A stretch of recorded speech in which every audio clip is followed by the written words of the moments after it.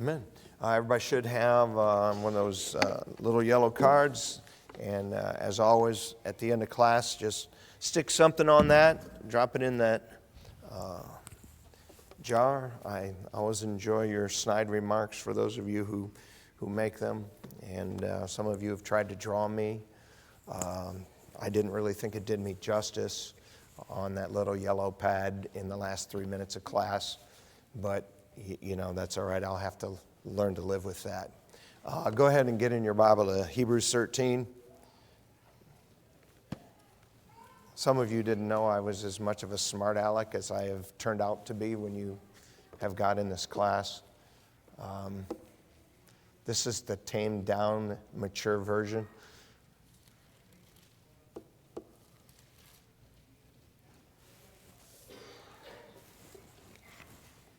Hebrews chapter 13.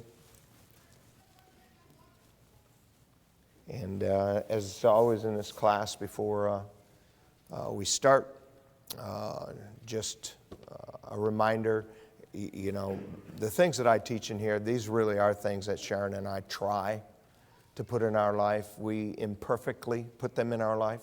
Over the years, 41 now, the more we have done these things and the better we have gotten at them, you know, the better our home has been. I mean, my wife is in here. It's not like I'm going to say something that is not accurate.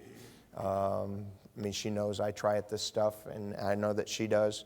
And so this is really about growth. It's about becoming aware of what we can do and then putting it in our life. Like today, in a few moments, we're going to talk about communication. I mean, many of you grew up in homes where there was no good communication. You know, all the communication was yelling. All the communication of anything serious was done in anger. And, you know, you just haven't seen any of these things. And so I get it. You know, some of this are just making you aware of it. And in some cases, just reminders to you to help you grow in your home and your marriage. I know you want that to be good, or you wouldn't bother to be here. Each week before we start, just have one foundational thing that I want to just plant in your mind. Our thought for this week, unfortunately, is probably a controversial one. And here it is. The person to whom you're married now is the one to whom you're supposed to be married. And I don't know that anybody ever, at some point after you get married, doesn't look and say, well, I wonder if I married the right person.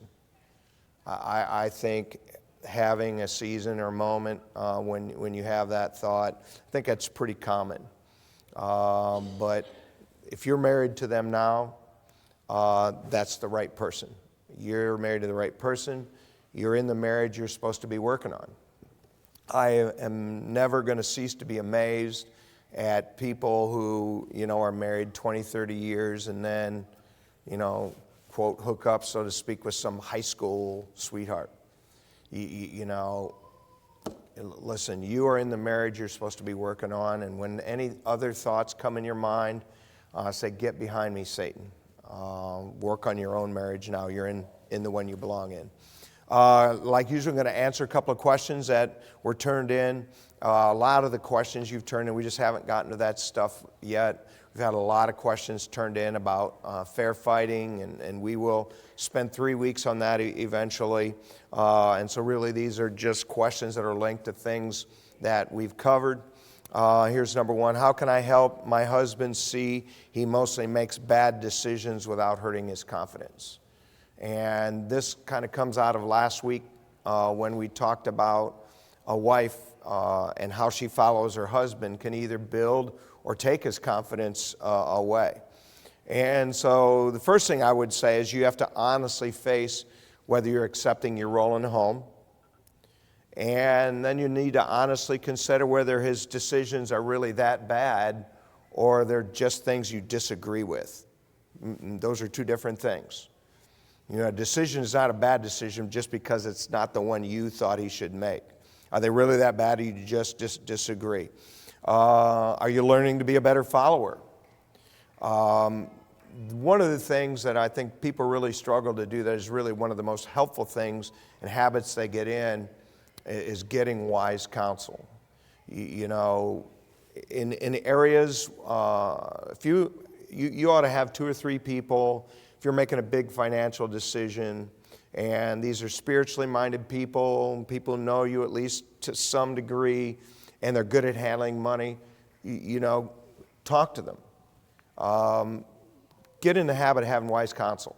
And when you do that, and when you've done that for a while, you're going to begin to better understand what are good decisions and good decision-making processes.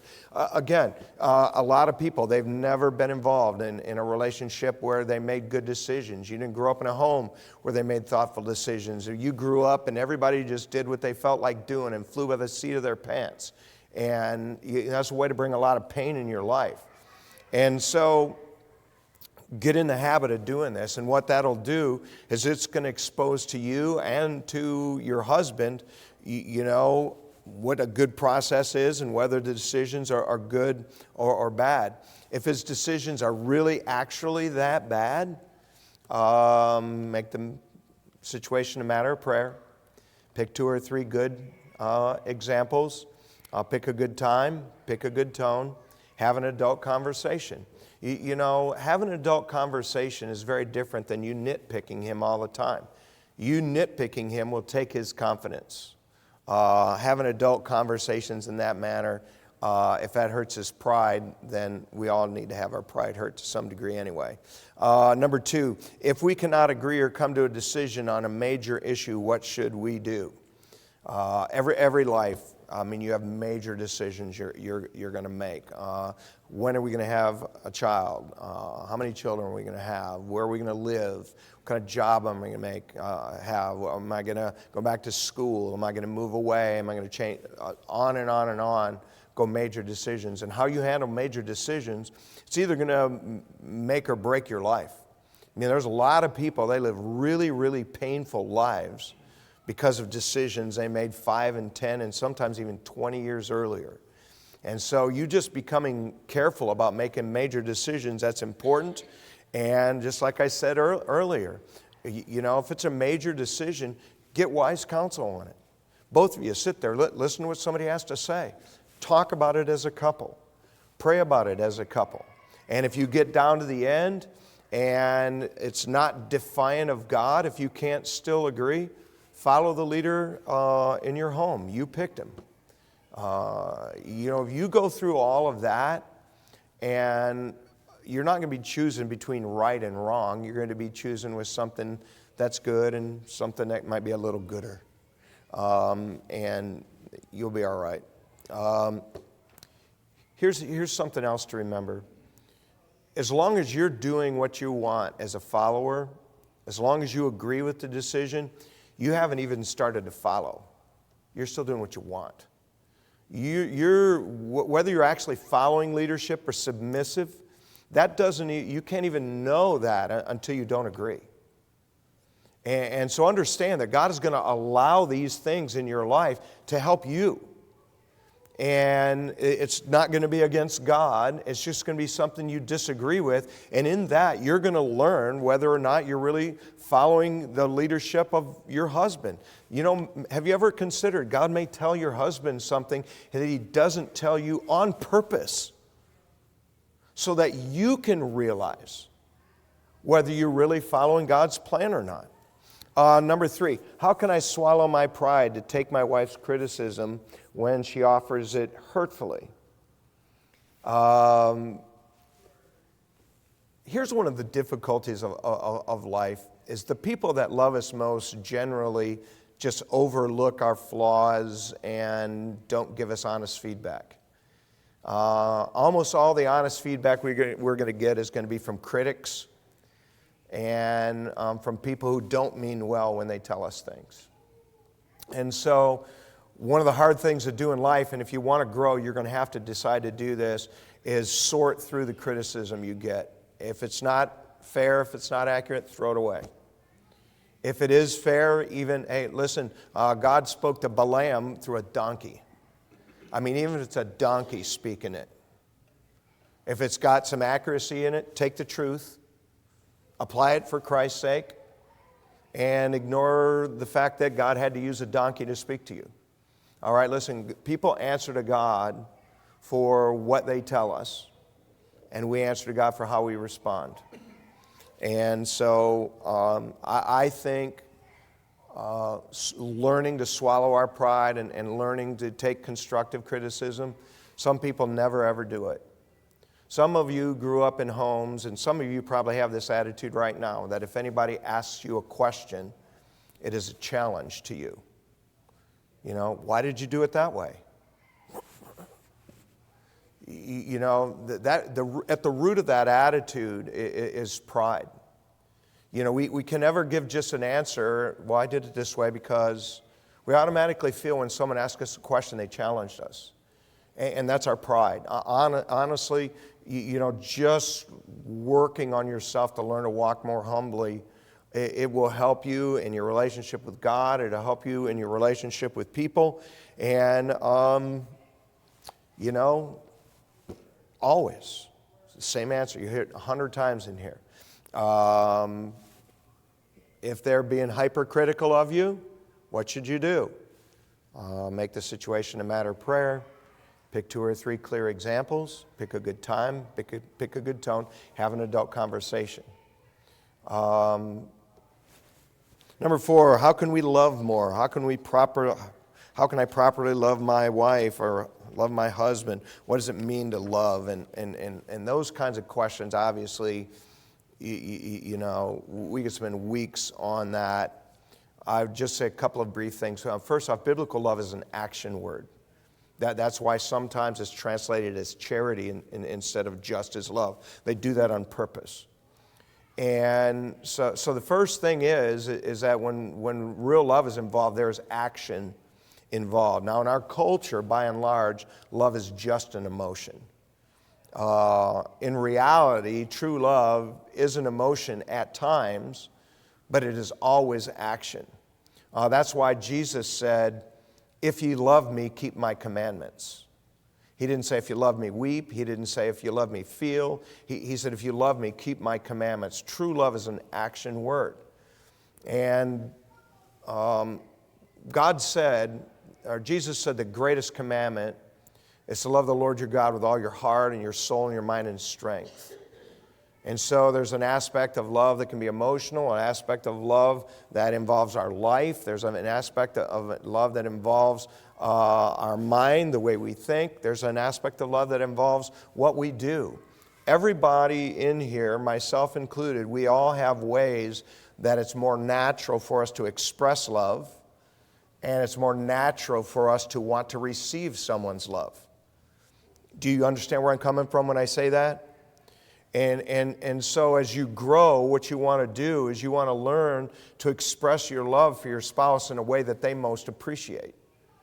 See, when we're first married, what we want to do is express love in the way that it means most to us. But as you grow, what you want to learn to do is express it more in the way your spouse appreciates it.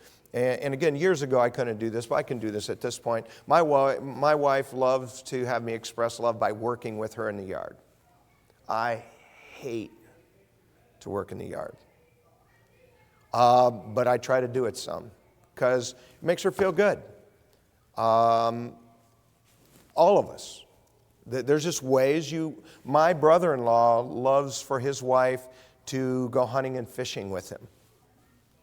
That's the way he feels loved when his wife does that. Do you understand what I'm saying? And as you grow, it's always action, and you're looking for the ways your spouse wants to be loved, and that will help you. It's way more complicated than our culture makes it. Our culture makes it just a feeling, and if love to you is just a feeling, you're going to be in and out of love all the time. Okay? All the time. Today, we're going to talk about communication. And I don't come to you as somebody who says, wow, you know what? In every area of life, my wife and I are great communicators. I'm coming to you as somebody who says, you know what? We're way better communicators now than we were. And I know what's going through a lot of your minds. You're thinking to yourself, well, I talk more than my spouse, therefore I am a good communicator. But before we start, I just want to put another thought in your head. Just because you talk a lot, it does not mean you're a good communicator. But we'll talk about that. Hebrews chapter 13, verse 15. Says, by him, that is by Christ, therefore let us offer the sacrifice of praise to God continually. That is the fruit of our lips, giving thanks to his name. Now that strikes us as a little unusual. It's called a sacrifice to praise God and give thanks to him. Why is that a sacrifice? Well, it's a sacrifice because sometimes we're not going to feel like doing it. Because sometimes at that moment, we're not going to feel like God is handling us rightly. And so it becomes a sacrifice of faith where we praise God and thank him because we know he's always good and because we know he's always doing something for our good, and we offer that anyway. It's a sacrifice. Notice verse 16. He says, but to do good and communicate, forget not. For with such sacrifices God is well pleased. Notice here, to do good is a sacrifice, and to communicate is a sacrifice. And both doing good and communicating pleases God. Now, probably the communication here, first and foremost, is speaking about our prayer life with God and the way we share Christ with others. But understand that all good communication is a sacrifice. All good communication is a sacrifice. And so the first thing I would say to you this morning, number one, make the sacrifice to communicate because it'll help your relationship. See, good communication reduces the chance of one or both of you expecting something different than your spouse. Remember, we spent a whole week on expectations. And how happy we are is about 95% determined by what we expected to happen. And so, for instance, if you expect your spouse to be home, let's just say at 5, and they weren't planning to get home till 8 or 9, can anybody see a conflict brewing? And at the root of that is bad communication. See, good communication involves speaking and listening. See, we think communication is just talking. But communication is speaking and listening. Listen, you are not a good communicator because you're a talker. In fact, those of us, how many people in here besides me, I'm a talker? How many people in here are talkers? Okay. Talkers, by and large, we are not good listeners. We're going to have to, on purpose, become a better listener. Because communication is talking and listening. Someone must sacrifice to take the lead in communication. Very often in a relationship, that's the lady. Because almost always ladies are more talkers than guys are, especially when they're younger. Somebody's going to have to sacrifice. When something needs to happen, somebody's going to have to say, you know what, we need to talk about this. And whoever that is, at times you're going to get weary of it. But someone's going to have to sacrifice to take the lead. Someone's going to have to sacrifice to accept the way their spouse communicates. We all want our spouse to communicate to us the same way we communicate to them, but it never works that way. And so you're going to have to sacrifice to accept the way your spouse communicates. You know what? Your spouse, if you're going to be the more mature person in the relationship, you're going to have to accept your spouse the way they communicate at this time. I mean, that doesn't mean you can't hope they become better communicators as time goes on, but somebody's going to have to sacrifice to make sure it happens. My wife would prefer to settle things by letting them go. She didn't like to talk about stuff. Other people, you want to settle things by talking about them. Can some of you relate to what I'm talking about? And somebody's going to have to sacrifice so that it happens, so that it gets solved. The important thing is not that it gets solved the way I want it solved. The important thing is that something gets solved. And so you have to be content if it gets solved the way your spouse communicates. I was in a situation once with a husband and wife, and he was really angry because she had done something that was contrary to what he wanted to be done. And I always let each side talk, listen to what they have to say. And she said, well, he didn't tell me what he wanted, and so I said what I wanted to do. I just asked her a question. I said, I know he didn't talk to you about it, but did you know what he wanted? She said, yes. I said, well, so he did communicate. He didn't communicate the way you wanted. You knew what he wanted, and you just didn't do it. You used him not talking about it as an excuse to do what you wanted. By the way, don't come to me if you don't want me to honestly talk to you. Somebody's going to have to make the sacrifice. Somebody's going to have to make the sacrifice by making effort and taking time. One of the things, again, in our culture today, everybody here understands Facebook, social media, video games. A lot of people, they've never, ever learned how to have personal communication. Sometimes pay attention, go to the restaurant and watch families sit down and they don't even talk. Everybody gets their phone out. That's tragic. And you realize that when you grow up like that, instead of making everybody put their device away and sit around the table and say, well, how did your day go?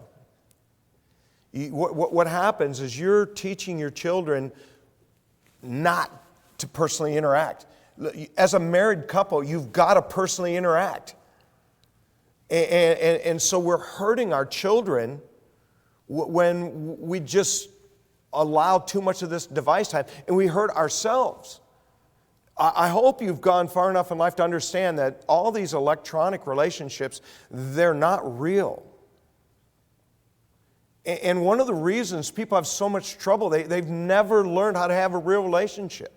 Everybody they talk to is, they're playing video games with the headphones on. It's just not real. Think about how many people here, if someone texts you, don't bother to text them back. See, you won't admit it, but you all do it. I text people regularly. They don't text me back. I text people a question. They don't text me back. Think about that. If texting is really a way to communicate, is it acceptable for you and I to be talking and Shane asks me a question, I just walk away? And I don't care how acceptable it is in our culture to not respond to a question by text or an email by, listen, it is not acceptable communication. How many people have ever sent a text and the person didn't get it? You guys either don't pay any stinking attention or you're just not being honest. Wake up! Sometimes you send stuff and it goes into electronic la-la land. And you think you communicated because you sent something, and because you're not in the habit of anybody responding, you just assume they got it. That is bad communication. And if we're going to communicate, somebody's going to have to sacrifice to take time and to sacrifice to listen. You're going to have to put your phone down. How many men here are like me? I can't talk and watch television. Any ladies here can't talk and watch television? A couple. Most ladies, you can watch television, you can talk, you can be on your phone, you can discipline a kid, and you're into them all. I can do one thing at a time. One thing at a time. And I've got to be in the habit of turning the television off if my wife says something that's important. When she comes home, the first thing I do, I turn it off. Because if I don't, I know me. What I'm going to do is whatever she says, whew.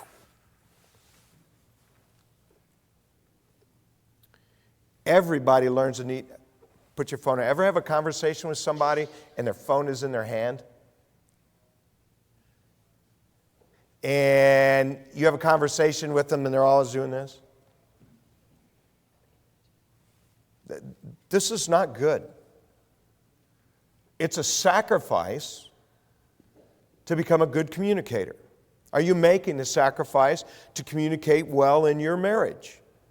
It's not just good communication requires sacrifice. Go back to Proverbs 6.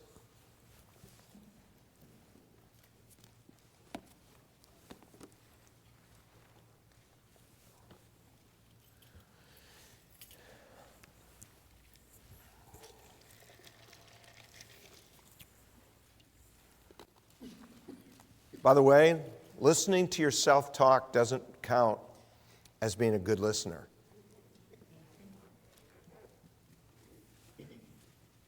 Don't lift your hand. How many people love to listen to your self-talk? Don't lift your hand. How many people here love to listen to your self-talk more than your wife loves to hear you talk? Here's the second thing. Good communication requires integrity and transparency. Integrity and transparency. I call this God's hate list. Proverbs 6:16. These 6 things doth the Lord hate. Yea, 7 are an abomination unto him. That's pretty strong talk. Notice you can list 7 things. As we're going to read them, I want you to notice that, first, these are not the kind of things we would put on this list. And secondly, I want you to notice that 3 of them have to do with how we talk and communicate. These 6 things that the Lord hate, yea, 7 abomination unto him. Number 1, a proud look. Number 2, a lying tongue. Number 3, hands that shed innocent blood. Number 4, a heart that deviseth the wicked imaginations.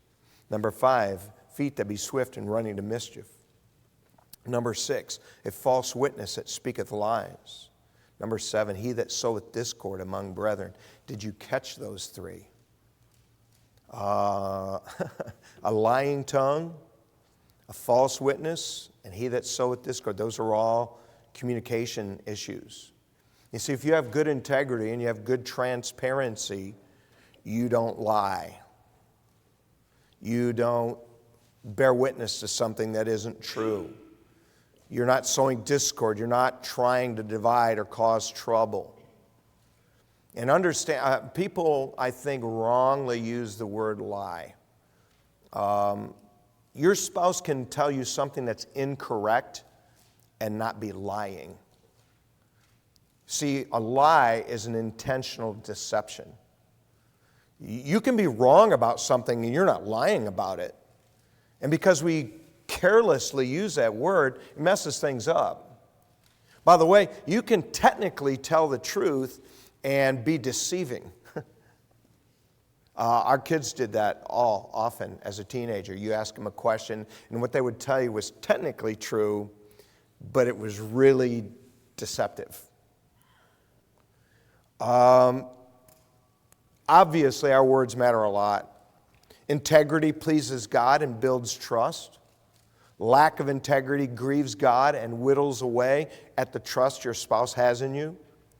Now, pretty much, the younger you are, the more you're used to living without integrity and transparency.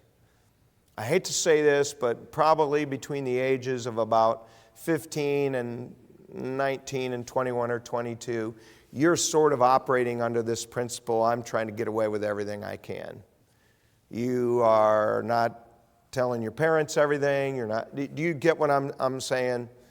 And so if you're going to have a healthy marriage, you're going to have to break this survival habit. I mean, the whole dating process in some ways is designed to not reveal any more of the truth than you have to. It's true. I mean, think about it. I mean, you're holding off all your worst qualities as long as you can.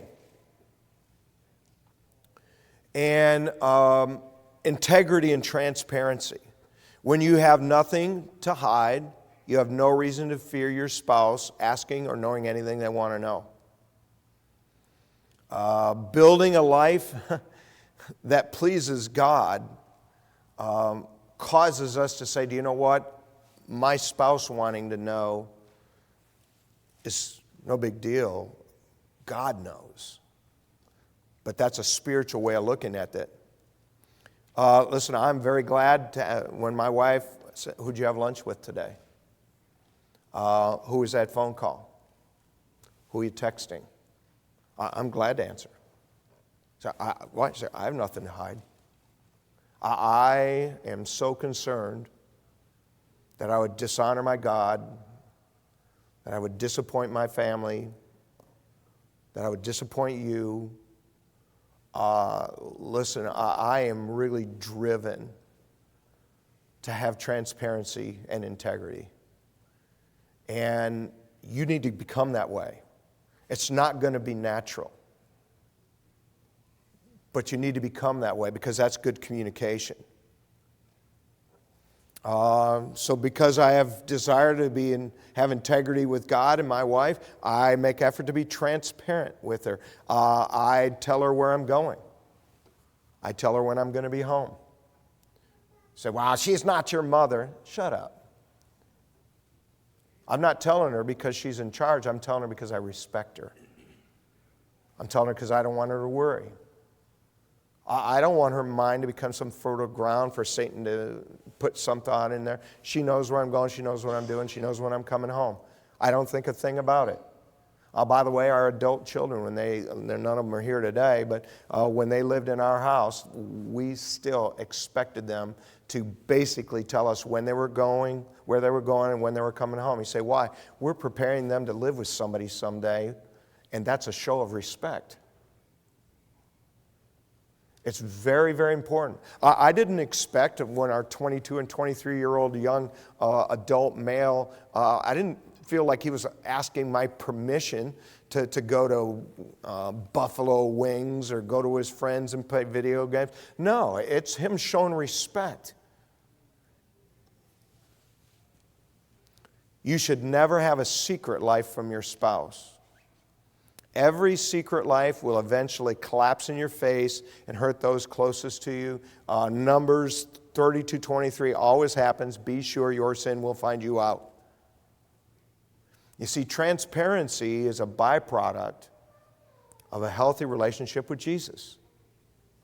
Remember me saying multiple times in here, your relationship with God has so much to do with how your marriage goes.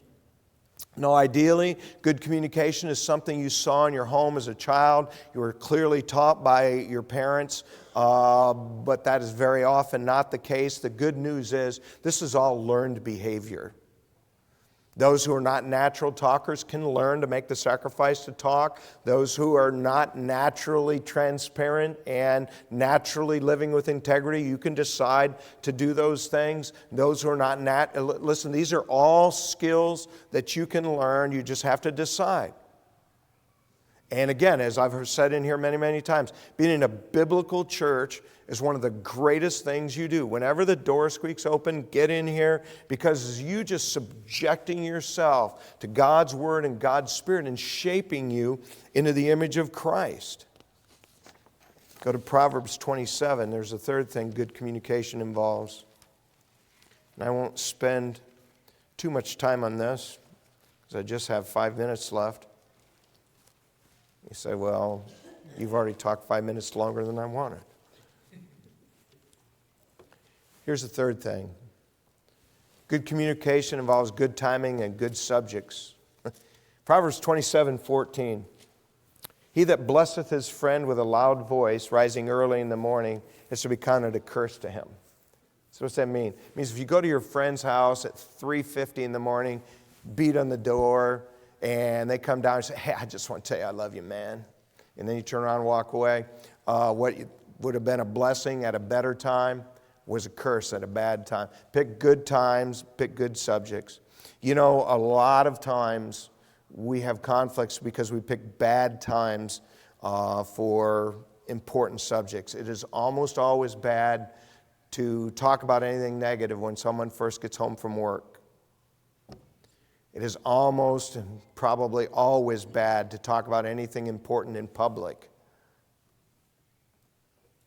It is almost always bad to talk about anything important over text.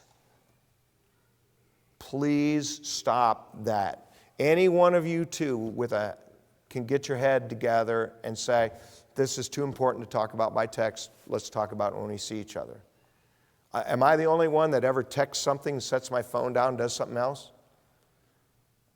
They're on the other end holding the phone. I mean, listen, every one of us here have been on this. Every one of us here have had situations escalate because we tried to talk to them over text and it has no tone, has no facial expression, no opportunity to immediately respond. It's terrible. Stop it, please. It's bad communication. If your spouse doesn't need to know something or it will hurt them to know, why will you tell them? I've had people brag to me, oh, we talk about everything. And I always think to myself, you either don't mean that or you're really, really dumb. Do you suppose your husband or your wife really needs to know every girl that went by that you thought was cute? Do you really think you want to know every time she thought your decision was bad? Do you understand what I'm saying? Now, there are times when they need to know something that's going to hurt them to know, and you need to talk about it. But if they don't need to know it, or it's going to hurt them to know it, why are you telling them? I mean, so often, man, I go home, Sharon, you should see what somebody just said about you. What'd they say? They hate your hair and your shoes are ugly. You know, she doesn't need to know that. And by the way, her shoes are tasteful, her hair's beautiful.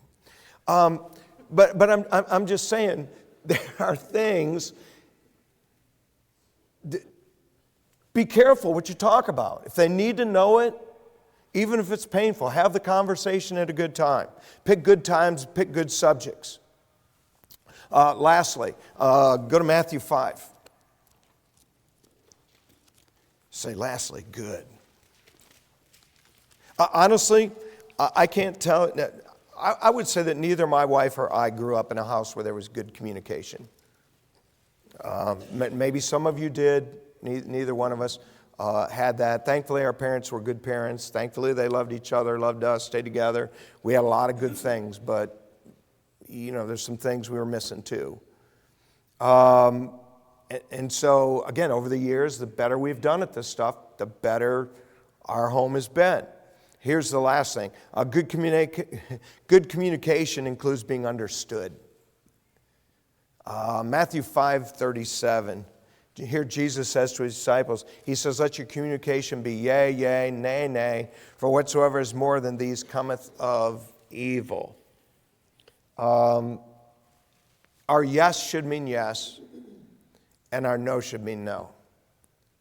I mean, we've probably all been involved in situations where, hey, can I go do this? No. Hey, can I go do this? No. Can I go do this? No. Can I go do this? Yeah, go ahead. Do you follow what I'm saying? You need to, and then they just go. Listen, our yes should be yes, our no should be no. We should communicate as best as we can and not be misunderstood. Silence communicates something, but it's easily misunderstood. See, we all jump to conclusions in silence. Why are they silent? Every married person has played the guessing game. What's wrong? Nothing. What's wrong? Nothing. What's wrong? Is it this? I said nothing. What's wrong? Is it that? I said nothing. Do you follow what I'm saying? We've all played the guessing game. I've played the guessing game. I'm a talker. She doesn't have to play a guessing game as much. I'm generally more out there. But we've all played a guessing game, and it's just not good communication in a home. Now, I get it. Sometimes you have to be silent because you don't have your head together yet. You don't have your thoughts together, or you might feel like, wow, if I say what's on my mind now, it ain't going to be good. And you need to just say, you know what? Let's not talk about this right now. That's so much better. Don't be misunderstood. Texting communicates information. Silence, it's easily misunderstood. And I'll say this again. Never disagree or communicate about anything important by text. It's really dumb. Here's a great rule of thumb. The more important the issue, the more important it is to talk face to face. And there's a lot of things you can't communicate by text, but a lot of damage too. I've got to stop. I'm 90 seconds too long. Should have a yellow paper. Write some kind of question, snide remark, beautiful artwork, whatever. Or if you just don't feel like it, fold it in half and don't put anything on it and drop it in there. Thanks. God bless you. You're dismissed.